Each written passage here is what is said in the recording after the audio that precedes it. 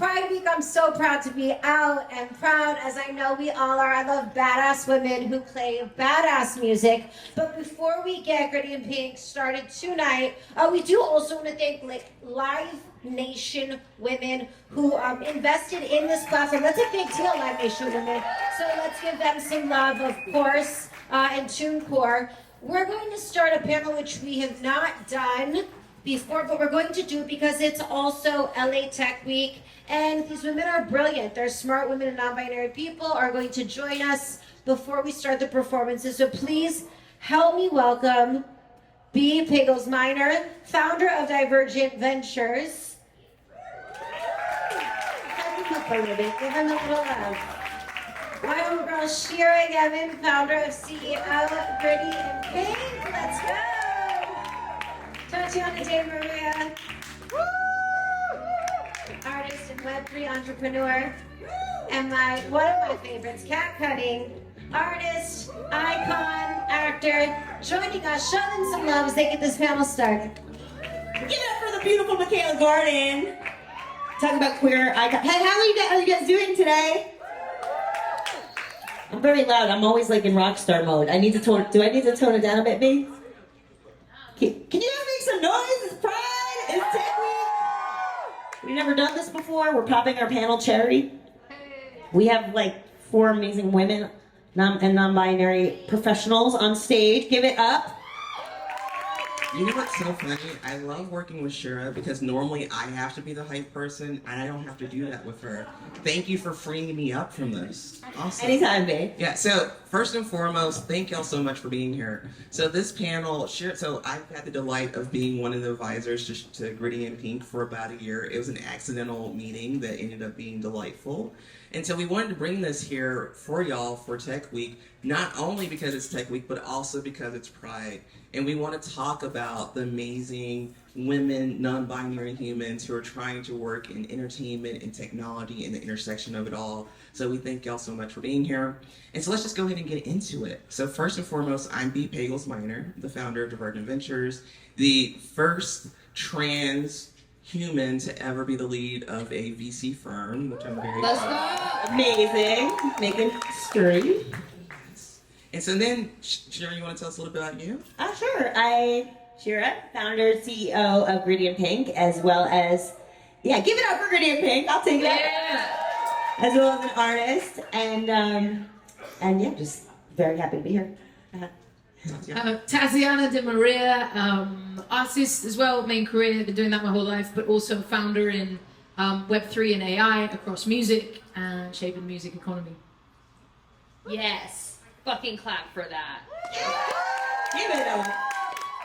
I'm Kat Cunning. I'm an artist. I make music. I write sappy songs from my single dad heart. And I also participate in the internet as what I think the people would call an influencer.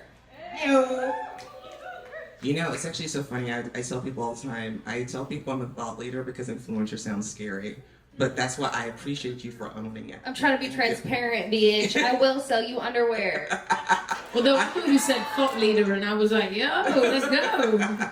Awesome. So we're going to get right into this. So we're only going to do about 20, 25 minutes because I know y'all want to rock. So let's just go straight into it.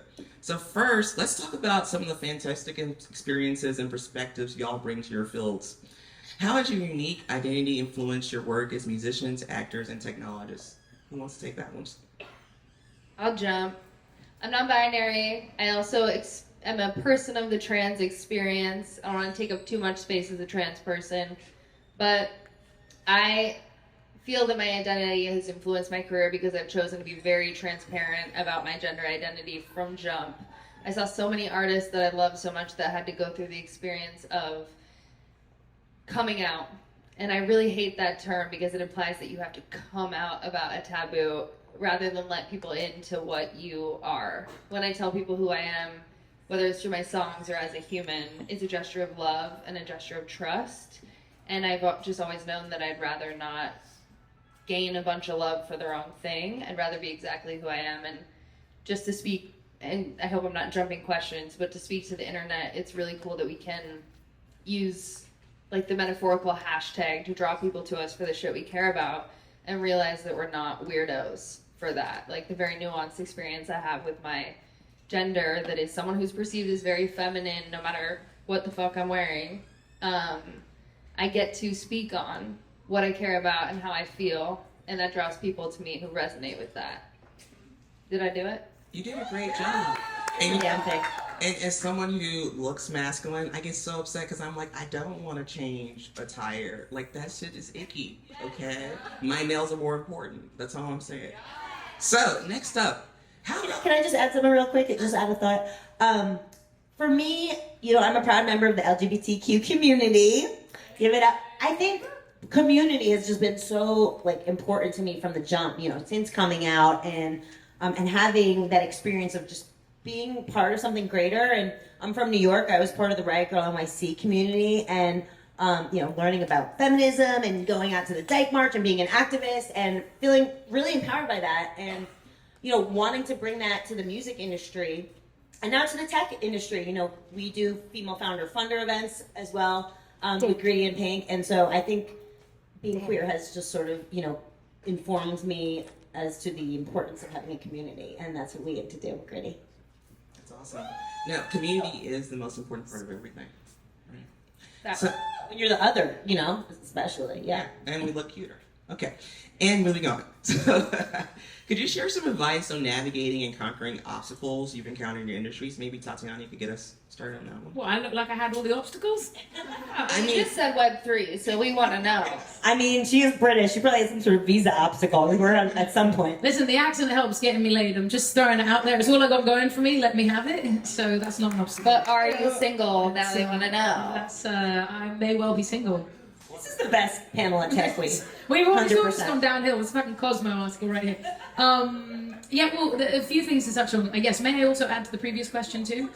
So, I guess identity-wise, growing up, I always, I think society is just really fucking slow at everything. And I think for everyone in the world to get a hold of a human experience, like 50 years ago, it was dodgy for women to wear trousers in society. But was it really dodgy for women to wear trousers? No. So growing up, I think I always had this side of me that was out clubbing and was promoting nightclubs when I was 15, 16 and dancing and fucking loved dancing. And then the next day I'd go play a show and go play a punk show and produce a bunch of hip hop stuff and play football. And there was this thing about things being masculine and feminine. And I always found that I just had a balance of, I always felt 50-50, but society was never relevant enough for me to bend to that. So I think the identity I've always felt is, I guess, just growing up as a woman and redefining, to me, I was like, well, I don't want to change because a bunch of dickheads don't get it. I'm just going to, I guess, be what I am and let society then create a bigger gap. And the reason I say that is because it is pride. And because I think that there is, just throw it out there, society is really fucking slow. Second thing, with tech, because I forgot the second question. I got too carried away with these lovely answers. well, so the second question is just how do you navigate some of the the consequences of being who you are and also being in your industry? To be honest, I personally don't really pay attention to it, and it's maybe I'm lucky, maybe I haven't had too many negative experiences in that department, but I think I've always just focused on what was important and trying to do outstanding work, and I think that no one can say anything against outstanding work. Like if the work is good and if you're delivering value, people are always going to go for that over anything I am. I could be a pink elephant, and if I'm delivering above the cup, then, you know, I've found that the opportunities have worked. I know that other people have different experiences, especially in different corporate environments, but because I've always written and produced my music, I've deliberately retained control of, you know, that no one can tell me, well, we're not going to work with you because of this. I don't give a fuck, because I can still record it, produce it, and tour. And the internet has democratized all of that. So, Well, so that's two things that are really coming out already, right? Which is authenticity, the importance of authenticity, how to create your own audiences, but also ownership is something I'm also noticing here. It's like if you can own as much of your life and your journey as possible, you're going to be much freer, right? So actually, maybe let's talk about that. How do you go about, because we're all beholden to capitalism, right? And so sometimes it feels like you have to give up a lot of yourself to participate in it. So, like, how do you go about protecting yourself and creating those avenues of ownership for your own content in your life? That, by the way, that was not a pre-written question, so that it's going to throw them off. We're really improvising. This shit is authentic as fuck. Can I take this? I think that the way to protect it is to be unequivocally, boldly your fucking self. Because the thing is, if you even sort of compromise who you are or think that you're going to sell just a percentage of yourself for someone else to agree, that dies inside you. I've seen like a tiny taste of what it looks like when you give up a little bit of, not just control, it's cool to collab, but like when you give up a little bit of your actual authenticity and perspective. And I've seen that work in a societal capitalistic way and be like, oh shit, that's what it looks like? Like I got paid for that? That's cute, but my soul is dying. And I have personally had a reckoning in my own career where I had to step away from and recognize which choices led me in that position where I didn't recognize the success. So the fact is, like, even though we participate in this societal structure that does not even favor art unless you're fucking crafty, like a lot of the bitches on this stage right now. Because you're breaking rules to succeed. You're being creative with the formats that you're being given. And we all are given that, like, test. Yeah, clap for that. But I think at the end of the day, the only way to win, like I said, is to really appreciate your niche of what you personally give a fuck about, even if people disagree with you. Because the people that fuck with you truly and forever. And that's priceless. I think that's awesome. I want to shout out Arlen Hamilton. Great book. It's about time. Arlen talks about, show up as yourself. That's how you find your people, right? Like, go to that investor meeting in the hoodie and the jeans and, because, I thought about wearing a blazer. I don't mind a pink blazer every now and then, but no, you got to show up as yourself to find your people. And so I think that's awesome. You're talking about being crafty and, I worked in the alcohol business for a long time. Talk about a boys club. But I learned a lot. I learned about marketing and sales and how not to run a corporation and the death of company culture. And then I ended up helping to launch Bev Can Wine. And that's what brought me to the startup world from the corporate world. And I learned this whole new thing. All of a sudden, there was this 26-year-old girl like starting a company and raising $9 million. And what? I could do that, And so I think it's like you learn, how to do it, go about it your own way. Yeah, it's still capitalism, but what if we own things? What if we create it? And then to Tatiana's point about, just being really good at what you do. I want to speak to that too, because, a lot of you know about In Pink. We're a platform of female talent, and we do put that forth, but at the end of the day, it's like we have so much amazing talent. They just happen to be women, right? And non-binary. Like, they just happen to be that, and we're underrepresented, but they're just amazing talent, period. So I think that's important to call out, yeah. Okay, so we only have time for like one more real meaty question. And so I'm going to go with the question that is most important to me, because I'm running this, so you get to do that. So, one of the things I love most about my own career is one of the ways that I took ownership was going out and getting on Instagram and TikTok and LinkedIn and getting a huge following. And it meant that all of a sudden I got jobs that I never was considered for before. So let's talk about that. How has technologies impacted the ability to amplify underrepresented voices in addressing social issues, and how have you leveraged technology to make a difference in your own artistry? And also, not just artistry, but how you make your money too. So just put both together. Let's all take this. You want to start? I'll start. Why not? Maybe it's like reading or backwards. I don't know. I'm dyslexic. But listen, my introduction really to the internet, I was pretty ingenuitous at first, and I was using it, but I had very small amounts of following. And then I was at a TV show where I got to put my music forth, and I got to play a pop star who was self-obsessed, and then people followed me because of that. And I leveraged the influx of attention online to say, hi, actually, I'm Cunning, I'm non-binary, I played this role, it was so fun, but here's who I really am. And in the past, that would have been paying somebody $3,000 to get you an article in Cosmo that says something that's not exactly what the fuck you meant. So the internet is awesome because you can be transparently exactly who you are. When that attention comes, you can be exactly who you are when nobody's looking. And you can try and build people piece by piece that really, really care from all over the world. Like, my career has definitely been changed by people in so many different countries who resonate with what I'm talking about. Where I live, sometimes it's like, yeah, we all know non-binary people deserve a place. I have people who write me like daily from Germany and from Brazil who are like, thank you for representing the nuanced version of what a non-binary person looks like. And that's a huge reminder and inspiration for me that like my specific existence in the world helps somebody else feel like they should keep living. And I gotta say, like, that's fucking cool. I wouldn't have gotten that email from a press agent. Oh, yes, agreed. And actually, to piggyback off that, I would say that, it's free now. It's really down to the time you put in. Talking about control, anyone has control now to get on the internet and decide how much time they want to put into building an audience. And it's free. And yes, it's not free in the sense that it takes your time. And how many people are like, well, fuck, I don't know what my thing is. And my thing online doesn't help me grow an audience. But you can spend some time and figure it out. And is it worth changing your life by spending time figuring that out? And so I think that the democratization of exposure through the internet's been great. And then I build in Web3. And that's been awesome as well, because essentially through decentralization, we're able to democratize ownership and shift the way a lot of power structures work. So we built a huge platform across music. So we leverage a bunch of AI. We've been building for the last 6 years. It's not like just a straight chat GPT made me look like a fucking astronaut. But it's essentially, as an independent musician, I was lucky to be offered deals, but they're like VC deals. They're all shit. And I toured for 2 months and I made $100,000 on tour. And I was like, but the label's offering me $100,000 to own my album forever. But I just why would I do that if I just made it in 2 months?